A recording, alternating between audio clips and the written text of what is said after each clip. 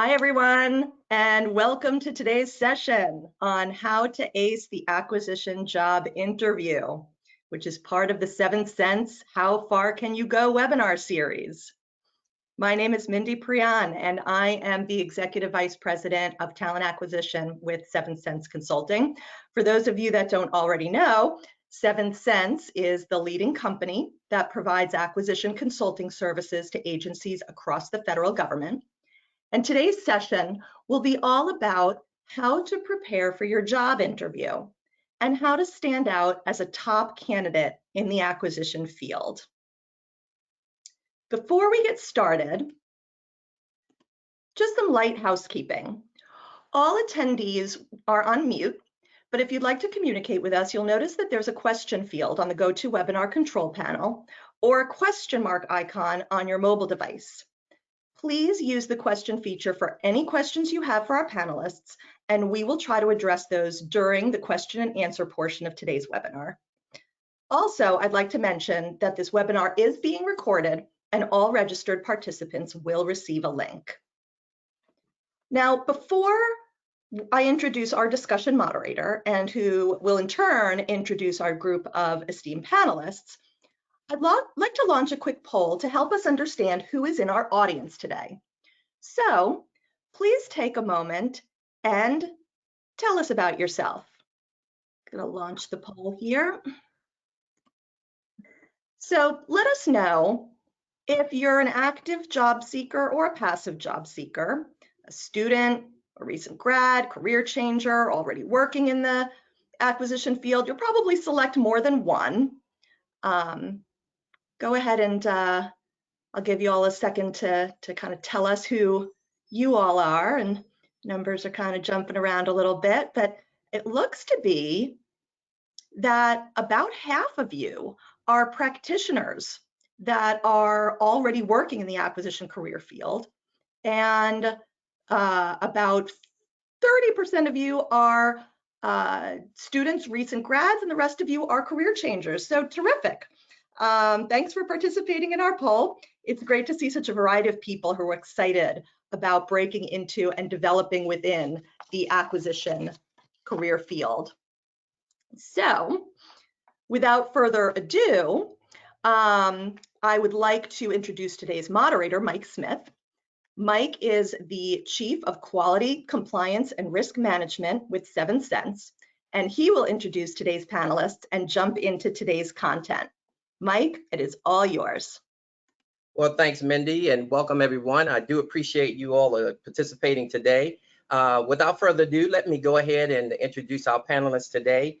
The first panelist is Randy Roshi. He's one of our service delivery executives. Hey, welcome everybody.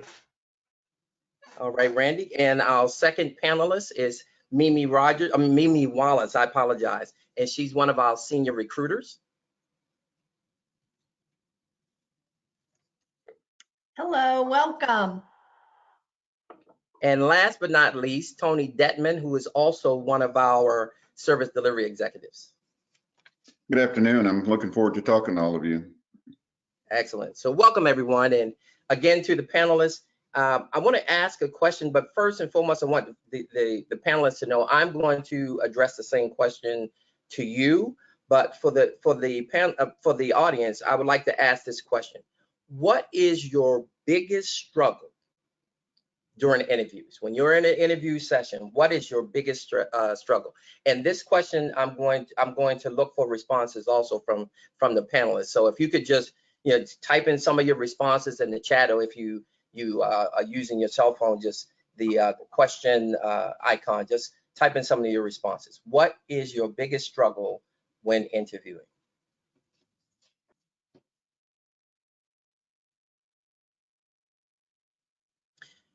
Okay, so the first question is, and Tony, I'd like for you to answer this one. Why are there multiple interviewers doing interviews? Well, that's actually a great question.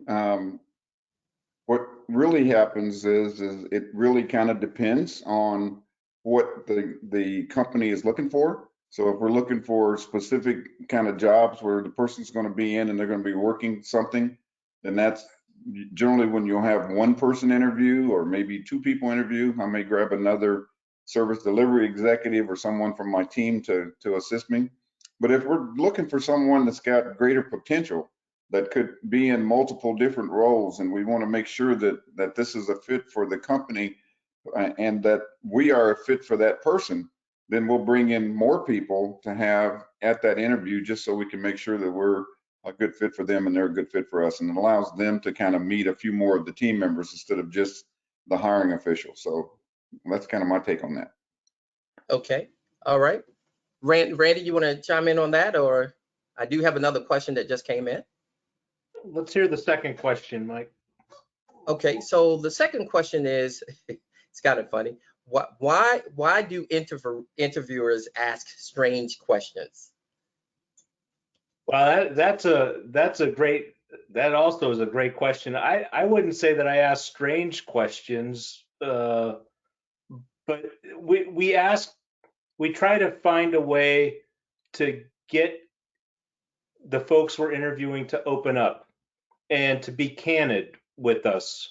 So we try to move past what we would call canned responses, perhaps, as we start to review the resume with people, and so I ask strange questions sometimes to either lighten the mood, to break the ice, or to see if someone is quick on their feet, and how they think through a question that they probably didn't rehearse before the interview.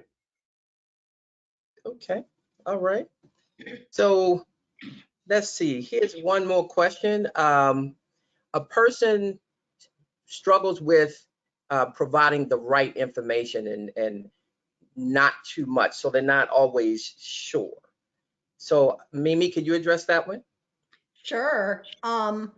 What I'm understanding is the question is about how much is enough to say. You know, one of the things that most interviewers do is learn how to interview and ask open-ended questions. You can tell if it's a yes/no question. If it's a question that would require you to, you know, explain or go into a bit more detail, do that, but don't run the interview.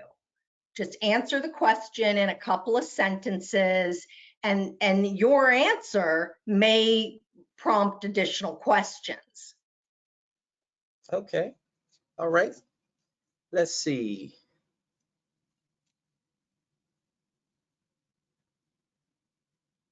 Okay, and so I'll just answer this one question. How can they struggle with trying to determine how well the interview is going? Tony, take a shot at that one. Right. So it becomes something where this kind of is a two-part answer. So just bear with me for a second. The first is when you're doing this on screen and you're trying to interpret what that person is doing, you can see that you can only see me from the waist up kind of. And when you're in person, you can see everything, the way they cross their legs, the way that they're stepping their feet. There are lots of indicators as to, you know, whether or not the person is actually engaging with you. And the same thing with that interviewer. When they see that they're not maintaining eye contact, if they're not maintaining the attention of the observer, of the interviewer, then it's something that becomes rather obvious. So pay attention to these cues. You know, if the person's not looking you in the eye, if they are distracted, if they're writing something, but you look at what they're writing and it has nothing to do with what you're saying, okay, and some of those kinds of things. When you're doing it on the screen, it's a little bit tougher to make that engagement. But once again, you know, you just have to take the cues that are available to you and use those. So I'll stop it there. Okay, Mimi. Well, you know, one of the things that makes me personally nervous during an interview is someone reverting back to my resume, taking notes, etc. And quite frankly, those are things that I do. When you're, as Tony mentioned, we are not doing these things in person. We're not shaking our hand, we're not being social, if you will. Right. It's very definitely a question and answer interview. With that said, I think your whole attitude and approach needs to be very focused and concentrated. And exactly as Tony said, keep very focused. If you are interviewing remotely, put yourself in a place where you won't be disturbed in your home. Okay. And just look and so just like what Tony said, and same thing with you, when you're looking at the person or the interviewer's nonverbals, that can give you an idea. And hopefully an interviewer is not doing this, taking notes on something that has absolutely nothing to do with the interview, but that gives you an idea of how the interview is actually going. Okay, well, I appreciate the responses. Tony, I'm going to come back to you, and here's the question, and I have questions for all three of you, so, and I'll allow you time to chime in on each other's responses as well, but starting with you, Tony, what are your top tips on how to prepare for an interview? Another great question. There are several things that I think are really, really important. And the one most important thing is to make sure that you're dressed for the job that you want. Okay. I know that some people think that we're in this casual society where you could just wear a sports shirt or a t-shirt or a logo shirt or something. And I encourage people to dress for the job that you want. When we hire someone, we're hiring them, for the opening that we have, but we're also hiring them for the potential that they bring to the project, and so, or to the company. And so just because we're hiring you for this specific job doesn't mean that you couldn't one day end up being the CEO. So you should dress appropriately. So that's the first thing.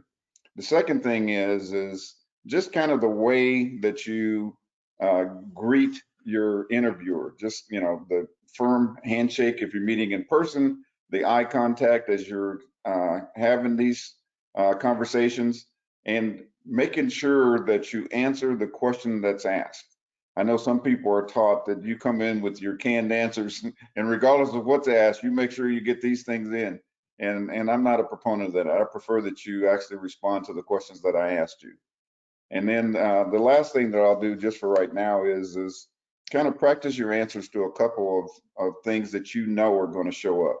Every interviewer is going to ask you to tell me a little bit about you. Okay, that should be something that you can hit out of the park every single time. And so if you know kind of what your response is, or have 3 or 4 kind of lines that you can look at and say, okay, I want to make sure I talk about this, then those to me are some of the top tips on things that you can do to prepare for this interview. Okay.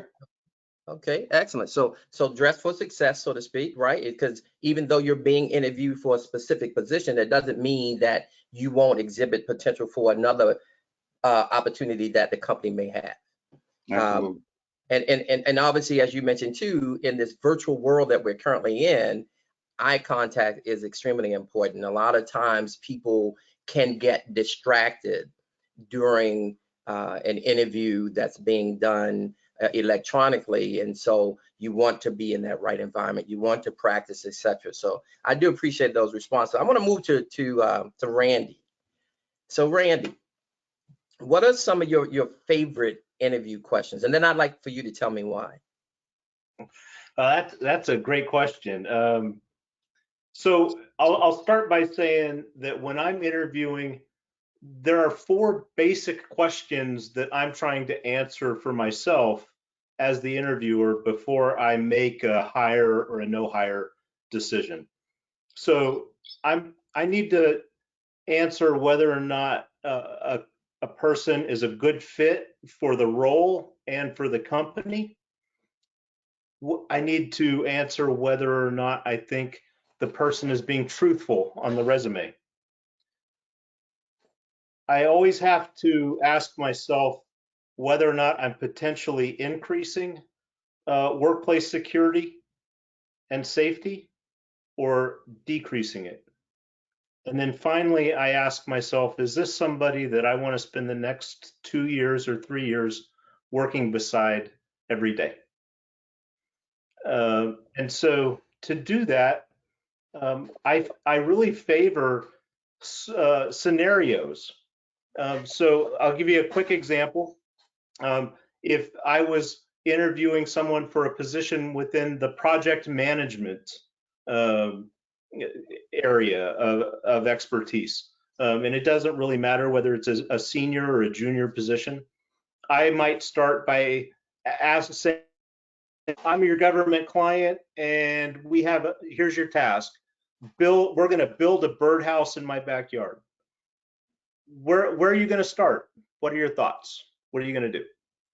And from that basic question, then I can, and the response to it, I can ask all kinds of questions that not only cover fit, truthfulness on resume, we can build a rapport and connect, and that answers my fourth question. And then throughout the interview, I will determine, my thoughts on workplace safety. And I could go on, but I'll leave it there for now.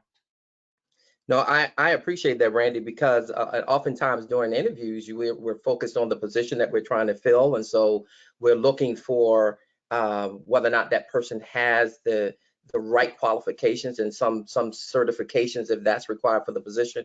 But what I find interesting about what you just talked about, apart from cultural fit, but workplace safety, asking questions, that is perfect. I wonder how many people actually the participants have ever been asked questions that actually get to that particular topic. So I really appreciate that specific question. I want to move to Mimi,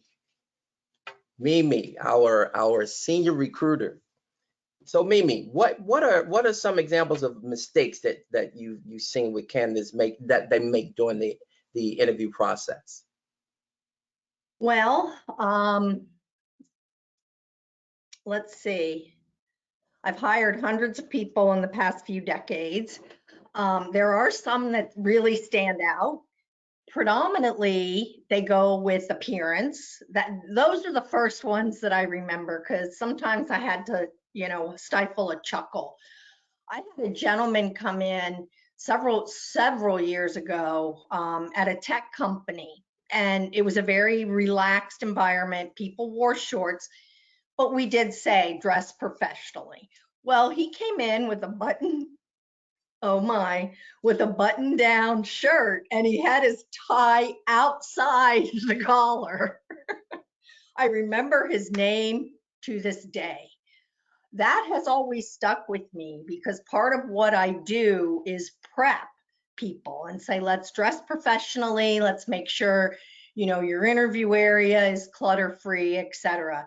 Because there are times with this remote where someone is standing in front of the front door or working in front of the front door, and there's a lot of chaos. So segregate yourselves from that. The second thing, to dive back a little bit into what Tony said, it is very disheartening when you have 25 to 30 candidates submitted for a job and you make a determination on who you want to hire. If those people do not at least do some homework, learn about what kind of business the company does, learn about the opening, read that opening. I get so many resumes that in the job titles say secret clearance, 90% of them don't have a clearance. That is not looked upon favorably. It shows your lack of attention to detail before we even talk. So follow what the job description says. And then back to appearance, don't smell like cigarettes, don't smell like alcohol, don't be bathed in Chanel number 5 or Brut or whatever. Just go in, be clean and pure and look professional. The other thing is doing your prep work. there are so many places you can look. And I'm so impressed when it's obvious by the questions people are asking me, if they've that they've looked at our Glassdoor, they've looked at our Facebook page, they've looked at LinkedIn. So besides the job description, they understand a little bit about the fun we have, about the work we're doing, at the accolades and awards that we have. I think that in and of itself is a point that would allow engagement by making an offhand comment about, oh, I saw you had this seminar. And my number one is bad mouthing previous employers or previous coworkers. That is it really shows a lot about your character. And, complaining about somebody isn't going to help you get a job. Excellent, excellent. So personal hygiene, obviously. Oh, yes. And again, appearance. But you said something that caught my ear about the example of a requisition that indicates there's a security clearance required. So let's take, for example, the requisition isn't real clear, right? And so maybe if I meet all of the other requirements, maybe for this position, I can apply for the clearance, or I have already applied for a clearance and the client is willing to wait. So maybe I take that chance as a candidate. Is that okay? That should come up during the interview, or Well, how would you address we never want to persuade someone not to apply. that? But there are certain positions where we get overwhelmed with resumes. And our goal as a government contractor, we're told by the federal government that if they have to have 4 years experience and a certain certification, there's no way we can get around that. It's very much the same with clearances. But one of the things that most companies do, particularly companies like 7 Cents, because we're growing exponentially, is, submit your resume. If you're interested in us, tell us in your cover letter and we can pipeline you. We have recs for good people that are not necessarily positions that we need immediately. So, I don't recommend every time you see a job from a company and you don't fit, continuing to send it. I don't recommend that at all. But understand as a job seeker that the job description is really 99% of the time, if it's written in that position description, you may not even be called if you don't have it all. But don't be discouraged by that because we save everything. Excellent. Okay, excellent. Good clarity on that. So Tony, I want to ask the same question that I asked Randy about, your top tips for preparing for an interview. Okay, so a couple things. The first is I like to start with, I told you things that are kind of easy that they should know. So my favorite interview questions are just tell me a little bit about yourself, because that gives them a chance to try to sell themselves to me. And then the second thing that I generally will ask is something along the lines of, within the last, let's say that they've been at this last position for 2 years or whatever, then I'll say, in the 2 years that you were with company X working at agency Y, what would you consider to be your most significant accomplishment? And then that's something that they should also be able to hit out of the park. Okay, so those are two very easy questions that allow them to be in a comfort zone. And now, hopefully, for the rest of the interview, the other questions that I asked that may be a little bit unexpected on their part, they'll be able to deal with, because we've already established this kind of relationship where we're talking and they're comfortable. And once they're comfortable, then I think that relaxes them and allows us to both move forward so that we can figure out exactly where we are and where we're going. But those two, and one of the things that I'd also like to add is that I always look at interviews as an opportunity for a person to sell themselves to me or to my company. And if they can't sell themselves, which is something that they should be most familiar with and most comfortable with, if they can't sell themselves to me or to my company, then I certainly don't want them selling themselves to my client.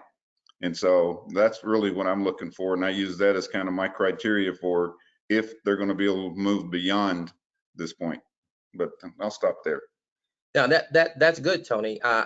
Oftentimes there are candidates that come with a little anxiety. They're a little nervous when they come to interviews anyway. And so to ask questions like that to put them at ease, and obviously, as you said, these should be questions that they should be easily able to speak about. It lets them know we're not trying to set you up for failure. We really want to hear from you. So I appreciate questions like that. I'm going to ask one other question, and Randy, I'm going to ask this of you before we get into the questions that we could, because we want to allow the audience to ask some additional questions. So Randy, I'd like for you to respond to the question that I asked Tony. What are some, I'm sorry, that I asked Mimi. What are some of the examples of some mistakes that you've seen candidates make during interviews? Sure. I think for me, one of the biggest mistakes is not showing up on time, whether virtually or in person. Since we're interviewing virtually, I know Mimi and the rest of the talent acquisition folks do a test drive with Teams before the interview with me. So showing up on time is a pretty big deal. One of the things, I mentioned I want people to become comfortable, and Tony talked about, building a rapport and being comfortable, but getting too comfortable can also become a mistake. I've had people cuss and swear and talk like a sailor, and as a retired sailor, that's a little off-putting, in a professional environment. And Mimi talked about something, dominating the interview, not letting the interviewer guide the conversation is probably the third mistake. And all of that ties to what Tony just said, selling yourself to me, the interviewer.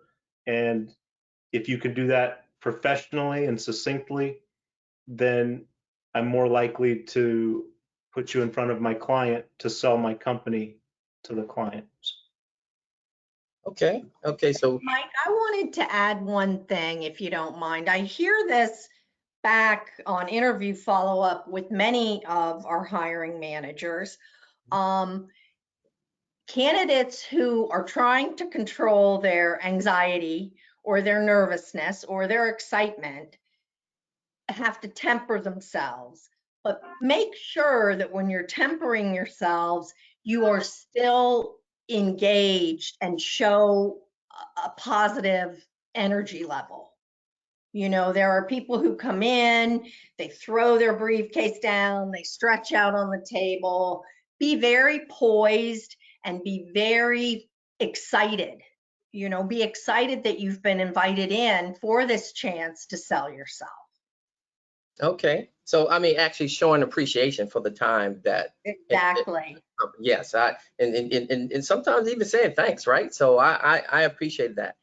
You did say something, Randy, and I know I wanted to get to the audience questions, but I'd like for Mimi to address this as well. You talked about, Randy, you mentioned trying to control the interview, and oftentimes we'll advise candidates, and we've talked about it a little bit here. Come with questions. Come with questions and about the company, about the position. General questions, upward mobility, etc. And so it's not necessarily controlling the interview, but how do you find balance in that?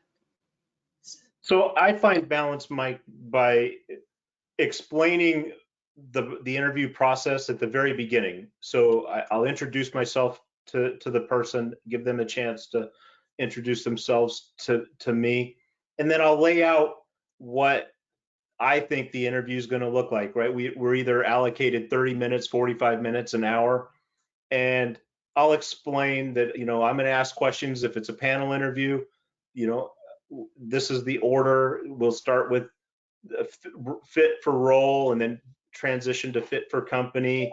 And then we'll reserve time at the end for your questions. But if during the back and forth until we get to that point, you have a question, please ask, right? So it's perfectly acceptable to ask a follow-up question in the middle of the interview. I just ask that you do it. And, in terms of dominating the conversation, sometimes I find myself saying, hey, take a breath. slow down. I can't take notes that fast. So anyway, that's kind of how I structure it and how I deal with it to put people at ease so they know how it's going to flow. Okay. All right. Well, I appreciate that. So I certainly appreciate all the responses to the questions that I asked. And so now I'd like to open it up to our audience. And so any questions that you may have, if you could just, use the question field and or the question icon if you're using a mobile device, and just put your questions there. Okay, first question. Why is it important to have a computer interview rather than a phone interview? Tony. And that's actually another great question. I'm glad that you're asking such good questions, and you're doing a great job, Mike. One of the things that we try to do is, since we can't do these in person, we'd like to actually see kind of what you look like. And going back to that point that I made much earlier about dressing for the job that you want, I can't tell how you dressed if you're on the phone. You could be in gym clothes. And so one of the things that I want to make sure is that the way that you dress actually helps you prepare for the interview, as far as I'm concerned. Because I think when you are formally dressed and you're ready to have this conversation, this adult conversation that we're having, and this could be your future, so it's really, really important. And so I don't want to make any kind of bad assumptions because I don't know. I'd rather know.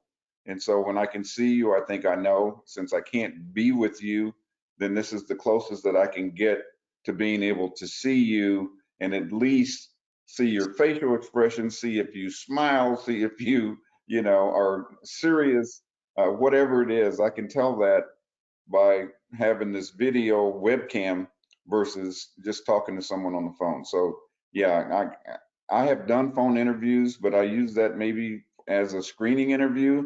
But before I hire someone, I always want to at least have this much of a conversation with them. Okay. Excellent. And Mike, I'd like to add on to that, right? I mean, communication, so much of communication is nonverbal. Yes. And, just in a two-dimensional screen, we still lose a lot of those nonverbal cues. Over a phone, we don't get any of them, right? So using a Teams call really helps us connect and build a rapport quicker, because we don't have a lot of time to build a rapport. And it also gives us some nonverbal cues to work with. Okay, excellent. Here's another question. What things could you potentially get a candidate to kick out of the process? Okay. Let me. So, okay, Mimi, you sound like you can. Oh, I'm sorry. I'm very audible. And this happens, unfortunately, much more than it should. Prior to getting to an interview, you've already accomplished some things, completed an application, sent your resume, in most cases, had a screening call with someone like me. When it comes to the formal interview, And there are questions about specific experience that the recruiter may not understand or may not, we're not acquisition professionals. You guys are, but I'm not. Okay.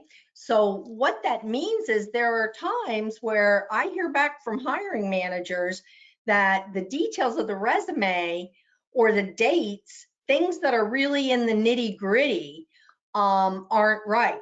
So, I think it's always important that the candidates, particularly if they're getting a call from us, and if they present a resume to us that is 2 years old and it's not updated, the chances are that you're not going to get an interview. You need to present yourself, your resume, and your interview with all that you have, really. And if you want this job, you have to get it. Don't use a resume that's old. Don't show up late. But I believe that the problems and saying you have a degree completed, your clearance is still active, all those little things don't work in favor of a hire. Right, right. And it goes back to what Randy was saying about being honest and truthful about what's in your resume. So Randy, and one of the questions kind of go back to what we were talking about.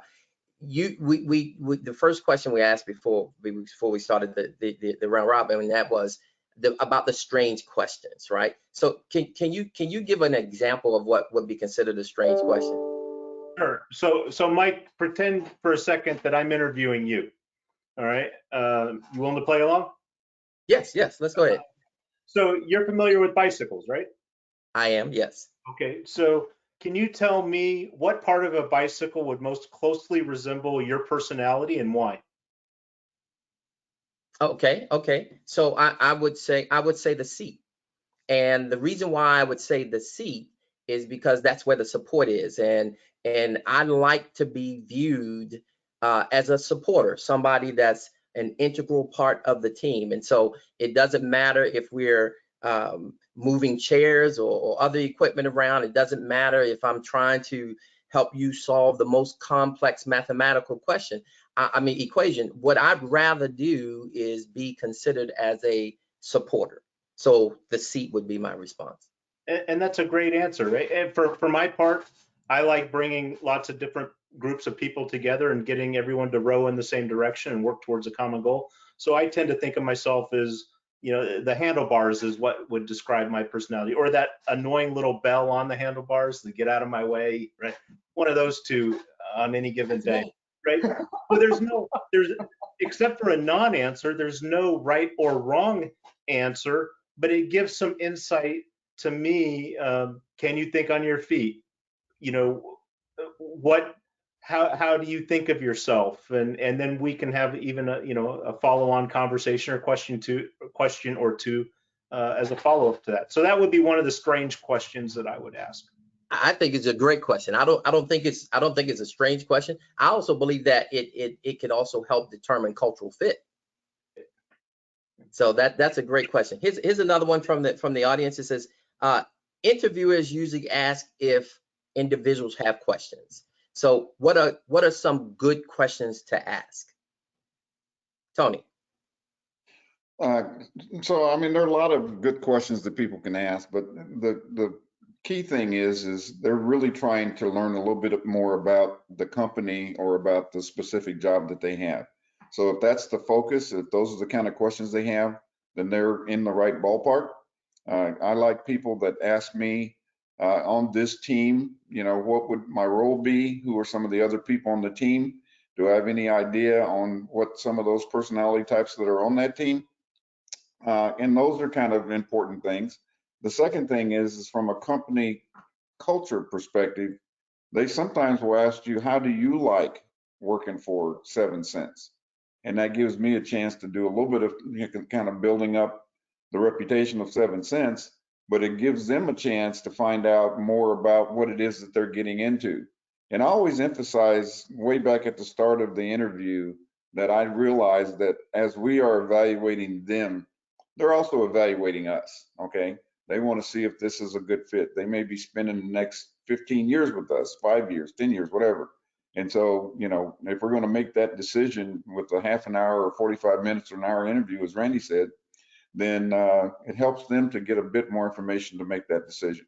So I encourage them to do it, and I try to answer the questions as completely as I can. Excellent, excellent. More questions about the position, more questions about the company, helping to determine whether or not we're a good fit for each other. Right. Now, I will also say that if they ask me things like, will I be able to work remotely, you know, or how many holidays do we get and things like that, I just refer them back to HR or back to the acquisition people. I don't even entertain those questions. Okay. Right, and we should have them prepped.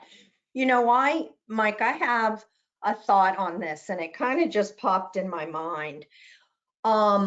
Recruiting has changed so much through the decades, and we have such a broad base of from baby boomers to millennials. You know, there's a lot of different popularities in each age bracket. But one of the things that I learned many years ago, if you understand that it's a 2-person interview or it's a 1-person interview, at the end of your last interview, you can honestly say, where do I stand? Do I have a chance? You know, there is nothing wrong with you asking how you did. Because otherwise you'll be crazy. And showing your interest at the end of that interview, in my opinion, lets the hiring manager know that you're interested. Because most people, when they're actively looking for a job, have offers everywhere. And this is just a part of employment. It's a shame when we really want to hire somebody and we haven't told them and they've accepted another job. So tell us if you're interested. Tell us if you're not interested. I mean, that is good feedback for us. And you don't have to tell the hiring manager, but call the recruiter, call HR, ask them, what's my probability? I think that's a fine thing to do.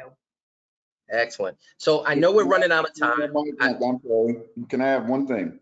Okay. And the thing that I'd like to add is that, as Mimi says, as a follow-up, when they send their little thank you note in to thank us for meeting with them and sharing our time and all those kind of things, that's another good place for them to say, I hope that you are as excited about me coming to your company as I am about you know, whatever. You get The the idea. potential, right. Right. So Tony, I'm going to ask you another question. And if you can answer it in about 20 or 30 seconds, because this is a follow-up to the previous question that I asked.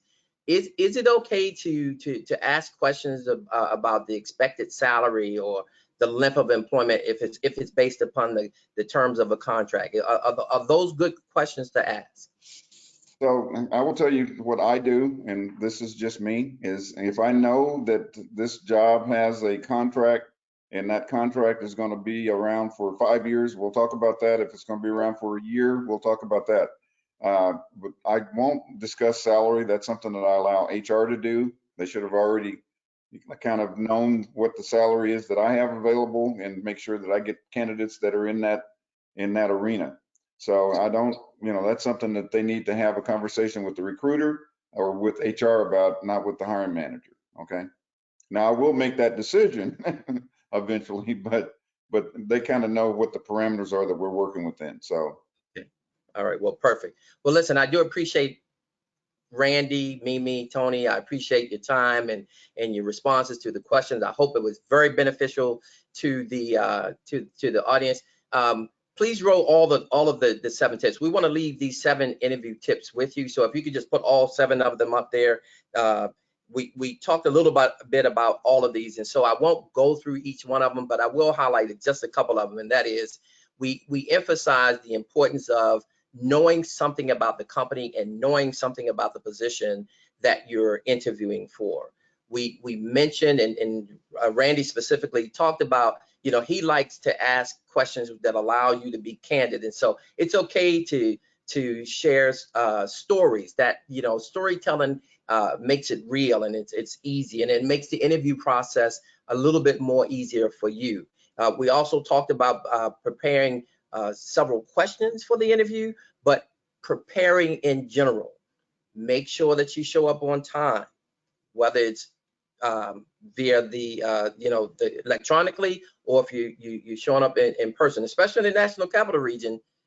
You certainly want to allow yourself some time for just in case you run into traffic. And the last thing that I'll mention, and we didn't stress it a whole lot, but it's important.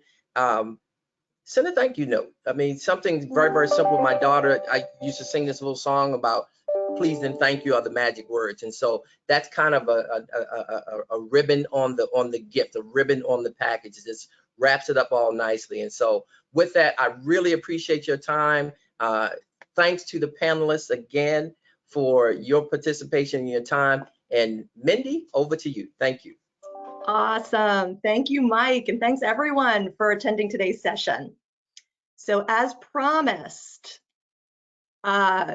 we have members of the 7 Cents team standing by ready to conduct a mock interview with you. So if you requested to conduct a mock interview and have already provided us with your resume, please go to the link on this slide. It is bit.ly/SSC mock interview, and register for a time to talk with us right after this. Within the next 15 minutes, you will receive a meeting invitation via email that contains a link to a Microsoft Teams meeting where you'll be able to have a one-on-one mock interview with a member of our leadership team. It never hurts to hone your interview skills, and we want to give you that opportunity here today. So in closing, thank you for spending your valuable time with us. We look forward to building our relationship and keeping the door open for career opportunities for you at 7 Cents, either now or in the future. We are really grateful to be part of your career journey. Bye, everyone. Thank you. See ya. Thank you.